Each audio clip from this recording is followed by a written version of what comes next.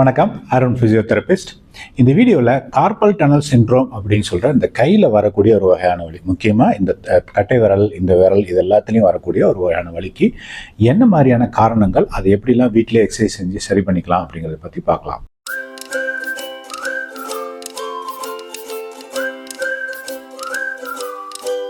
இந்த வீடியோக்குள்ளே போகிறதுக்கு முன்னாடி இந்த வீடியோ உங்களுக்கு ரொம்பவே பிடிச்சிருக்குன்னு நினைக்கிறேன். பிடிச்சிருந்ததுன்னா ஒரு லைக் பண்ணுங்கள், கமெண்ட் பண்ணுங்கள், ஷேர் பண்ணுங்கள். முக்கியமாக நம்ம சேனலுக்கு நீங்கள் இதுவரை சப்ஸ்கிரைப் பண்ணிவிட்டு அந்த பெல் ஐக்கனை கிளிக் பண்ணுங்கள். அது எனக்கு ரொம்பவே ஹெல்ப்ஃபுல்லாக இருக்கும். இந்த கார்பல் டனல் சிண்ட்ரோம் வரக்கூடிய காரணங்கள் என்னென்னு தெரிஞ்சுக்க முன்னாடி இந்த அமைப்பு, அதாவது இந்த ரிஸ்டோடைய அமைப்பு என்ன, அனாட்டமி என்னன்னு ஃபஸ்ட்டு தெரிஞ்சுக்கிட்டோம்னா அது ரொம்பவே ஈஸியாக இருக்கும். முதல்ல இந்த கை விரல்கள்லாம் கண்ட்ரோல் பண்ணுறோம் இல்லையா, இந்த கை மடக்கி நீட்டது, இதுக்கு எல்லாத்துக்கு உண்டான மசில்ஸ் இங்கேருந்து வரும். இதனுடைய டெண்டான்ஸ் அப்படிங்கிற கயிறு மாதிரியான விஷயங்கள் இதுக்குள்ளே இந்த டனல்ங்கிறதுக்குள்ளே போகும். அதுக்கு மேலே ஒரு ஃப்ளெக்ஸர் ரெட்டினாகுலம்ங்கிற ஒரு லிகமெண்ட் அப்படி பிடிச்சிருக்கும். இந்த டெண்டான்ஸ்க்கு நடுவுடால ஒரு நரம்பு ஒன்று போகும், அதுக்கு பேர் மீடியன் நர்வ்னு சொல்லுவோம். இந்த மீடியன் நர்வ் தான் இந்த கையை மேக்ஸிமம் கண்ட்ரோல் பண்ணக்கூடிய விஷயங்களாக இருக்கும். 2 நர்வ் கண்ட்ரோல் பண்ணும். அல்னா நர்வ்ங்கிறது இந்த பக்கம், மீடியன் நர்வ்ங்கிறது வெளிப்பக்கம். இந்த நரம்புல ஏதாவது பிரச்சனைகள் இருந்ததுன்னா, அதாவது நரம்புல இல்லை, அந்த நரம்புக்கு சுற்றிலும் ஏதாவது பிரச்சனைகள் இருந்ததுன்னா இந்த வலிகள் வரலாம். அதாவது நரம்பு அமுத்தக்கூடிய ஒரு சூழ்நிலை வரும்பொழுது இந்த கையில் வலி வரலாம். அதாவது நீங்கள் சும்மா கையை வச்சிருந்தாலே வலிக்கும், கையை ஏதாவது ஒரு விஷயங்கள் செஞ்சு பிடிக்கிறீங்கன்னா வலி எடுக்கலாம், அந்த மாதிரிலாம் இருக்கலாம். கார்பல் டனல் சிண்ட்ரோம் வரக்கூடிய சான்சஸ் யாருக்கெல்லாம் அதிகம் அப்படின்னு சொன்னால், கம்ப்யூட்டரும் மவுஸும், அதாவது கீபோர்டும் அதிகமாக யூஸ் பண்ணுறவங்களுக்கு இது வரலாம். அப்புறம் ஹவுஸ் ஒய்ஃப்ஸ்க்கு நிறைய பேருக்கு வரலாம். அப்புறம் இந்த ட்ரில்லிங் மிஷின்ஸ்லாம் யூஸ் பண்ணுறாங்க இல்லையா, ஹெவி ட்ரில்லிங் மிஷின்ஸ் ஹோல்ட் பண்ணி, அவங்களுக்கு இதெல்லாம் வரலாம். அப்புறம் இந்த ரிஸ்ட்டில் ஏதாவது ஃப்ராக்சர் ஆகியோ அது ஹீல் ஆனதுக்கப்புறம் அது சரியான வகையில் ஹீல் ஆகாமல் இருந்தால் அந்த மாதிரியும் வரலாம். அப்புறம் ரொமட்டாய்டு ஆர்த்ரைட்டிஸ் இல்லை ஆர்த்ரைட்டிஸ் உள்ள பிரச்சனைகள் பிள்ளைங்களுக்கும் இந்த மாதிரி வரலாம். அப்புறம் பார்த்தீங்கன்னா ஒரு டெம்பரரியாக ப்ரெக்னென்சி டைமில் அந்த பாடி அதாவது கடைசி 3 மாதத்தில் உடம்புல ஸ்வெல்லிங்லாம் கொஞ்சம் இருக்கும். அந்த மாதிரி டைம்லேயும் அந்த ப்ரெக்னென்ட் லேடிஸ்க்கு இந்த மாதிரி பெயின் வரலாம். பட் மோஸ்ட்லி என்ன பார்த்தீங்கன்னா டெலிவரி ஆனதுக்கப்புறம் இந்த வலி சரியாக போயிடும் ஆட்டோமேட்டிக்காக.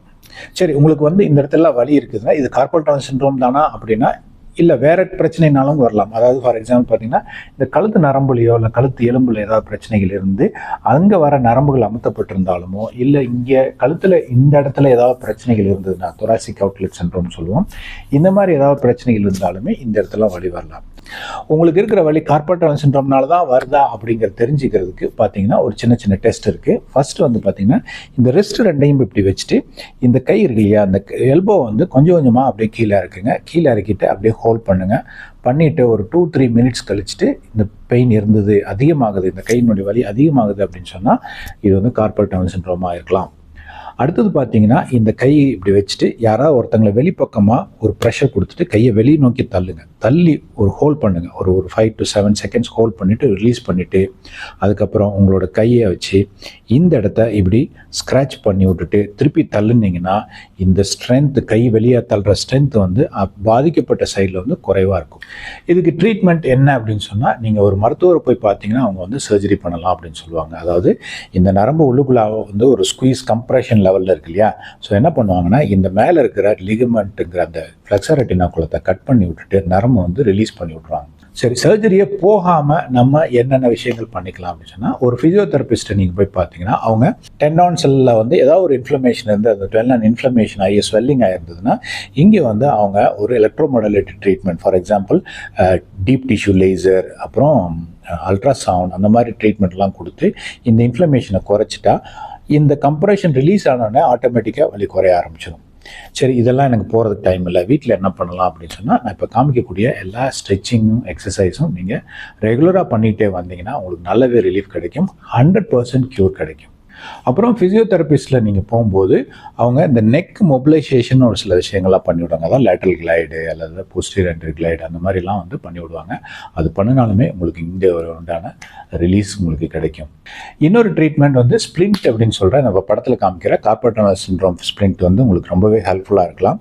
இது மேக்ஸிமம் தூங்கும் போதும் அல்ல டே டைமில் எப்போல்லாம் முடியுதோ போட்டிருந்தீங்கன்னா உங்களுக்கு உங்களோட இம்ப்ரூவ்மெண்ட்டை வந்து சப்போர்ட் பண்ணி இன்னும் கொஞ்சம் ஃபாஸ்ட்டாக வந்து இம்ப்ரூவ்மெண்ட்டும் ஹீலிங் கிடைக்கும். இப்போது என்னென்ன எக்ஸசைஸ் அப்படின்னு சொல்லி பார்க்கலான்னா, ஃபஸ்ட்டு வந்து இந்த மீடியன் நரம்பை வந்து ஒரு ஃப்ளாஸ் பண்ணுறதுன்னு சொல்லாத மொபிலிட்டி எக்ஸசைஸ் அப்படின்னு ஒன்று சொல்கிறாங்க. ஓகே, ஃபஸ்ட்டு வந்து இந்த மீடியன் நர்வ் அப்படிங்கிறது இது வழியாக வந்து இங்கே கைக்கு வருது இல்லையா, இந்த நர்வ் ஃப்ளாஸிங் அப்படிங்கிற டெக்னிக், மொபிலிட்டி டெக்னிக் என்னென்னா, இப்போ பாருங்கள், இந்த கழுத்து வந்து இந்த பக்கம் வலி இருக்குது அப்படின்னு சொன்னால் இந்த கை வந்து இப்படி வச்சுட்டு இந்த கை வந்து இப்படி நேரம் நீட்டும் போது கழுத்தையும் இப்படி போங்க, திருப்பி கை மடங்கும் போது இப்படி உள்ள வாங்க, திரும்பவும் இப்படி இப்படி. இது வந்து ஒரு 7 to 10 டைம்ஸ் செய்யலாம் ஒவ்வொரு நாளும். இது ஒரு 2-3 நாள் பண்ணிவிட்டு உங்களுக்கு நல்ல இம்ப்ரூவ்மெண்ட் இருக்குன்னா இதுக்கு அடுத்த லெவல் போகிறது பார்த்தீங்கன்னா எப்படின்னா, இந்த கை ஃபஸ்ட்டு வந்து இது வெளியில் போகும்போது நீங்கள் கழுத்தை அதே பக்கம் சாய்ச்சிங்க இல்லையா, இப்போ அதுக்கு ஆப்போசிட்டில் பண்ணுங்கள். அதாவது இந்த கை வெளியில் போகும்போது கழுத்தை ஆப்போசிட்டில் கொண்டு போயிட்டு திருப்பி வாங்க. இதுவும் ஒரு 7 to 10 தடவை செய்யலாம். அடுத்தது இந்த மசில்ஸ், இந்த கழுத்தில் இருக்கிற உங்களுக்கு பாதிக்கப்பட்ட செயல் இருக்க மசில்ஸ்லாம் கொஞ்சம் ஸ்ட்ரெச் பண்ணுறதுக்கு உண்டான எக்ஸசைஸ் என்னன்னு சொல்லித்தரேன்.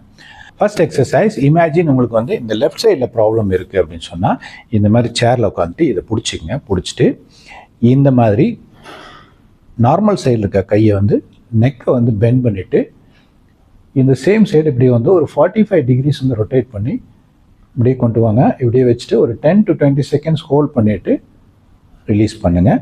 அகெயின், அதாவது நல்லா ஞாபகம் வச்சுங்க, கழுத்தை வந்து பிரச்சனை உள்ள பகுதிக்கு ஆப்போசிட்டில் கொண்டு வந்துட்டு அந்த சேம் சைடு இப்படி ரொட்டேட் பண்ணி இப்படியே ஸ்ட்ரெச் பண்ணிங்கன்னா உங்களுக்கு இந்த கழுத்தில் இருக்கிற பின்னாடி இருக்க மசில் வந்து ஸ்ட்ரெச் ஆகும். அடுத்த ஸ்ட்ரெச்சிங் இதே மாதிரி கை பிடிச்சிட்டு இந்த கையை வந்து இப்படி சேம் பொசிஷன் வச்சுட்டு தலையை கொஞ்சம் பெண்ட் பண்ணிவிட்டு இப்படி, அதாவது ஒரு 45 degree கொண்டு வந்துட்டு தலையை கொஞ்சம் கீழே கொண்டு வாங்க. இப்படி கொண்டு போயிட்டு ஒரு 10 to 20 seconds நிறுத்திட்டு அப்புறமா நேவாங்க. இதுவும் வந்து ஒரு 5 times பண்ணலாம். அடுத்தது இதே பொசிஷனில் அந்த ஃபஸ்ட்டு செஞ்சோம் இல்லையா, அதில் ஒரு சின்ன மாடிஃபிகேஷன். இப்படி பண்ணும்போது நல்லாவே ரொட்டேட் பண்ணி இப்படி கழுத்தை இப்படி கொண்டு போங்க மேலே. இதுவும் வந்து ஒரு 10 to 20 seconds நிறுத்திட்டு அப்புறமா கொண்டு வாங்க.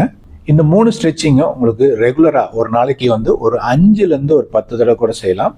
காலையிலையோ இல்லை ஈவினிங்கோ எப்போல்லாம் உங்களுக்கு டைம் கிடைக்குதோ செய்யலாம். நல்லா ஞாபகம் வச்சுங்க, இந்த ஸ்ட்ரெச்சிங் பண்ணும்போது இந்த பாதிக்கப்பட்ட கை வந்து இப்படி பிடிச்சிக்கிட்டு தான் இந்த எக்ஸசைஸ், அதாவது ஸ்ட்ரெச்சிங் பண்ணணும். அடுத்தது பார்த்தீங்கன்னா 2 வகையான ஸ்ட்ரெச்சிங்.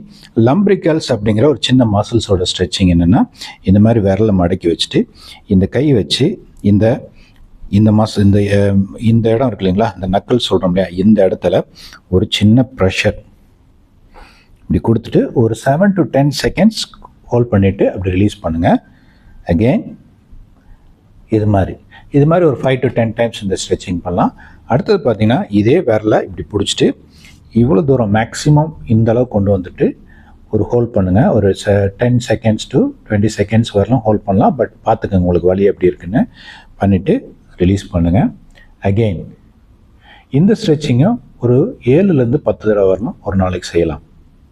ஆனால் நல்லா கவனம் வச்சுங்க, ரொம்ப அதிகமாக செஞ்சு வலி அதிகமாக பார்த்துக்குங்க. இந்த வீடியோ உங்களுக்கு ரொம்ப யூஸ்ஃபுல்லாக இருந்ததுன்னா எல்லாருக்கும் ஷேர் பண்ணுங்கள். மீண்டும் இன்னொரு இன்ட்ரெஸ்டிங்கான வீடியோவில் உங்களை சந்திக்கிறேன். அதுவரை நன்றி, வணக்கம்.